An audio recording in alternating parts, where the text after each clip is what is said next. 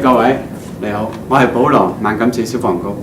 今日想同大家講一講就係關於一氧化碳嘅安裝。一氧化碳呢係大家都知道係對身體非常之有害，如果我吸入咗身體嘅話。咁喺我哋萬錦市呢有一個附例呢，就係任何一個嘅家居，如果有人住嘅層數裏面呢，我哋都要安裝一氧化碳器。咁例如喺2樓裏面，我哋有3間房嘅，咁我哋通常咧就會裝一個喺嗰個 hallway 嗰度。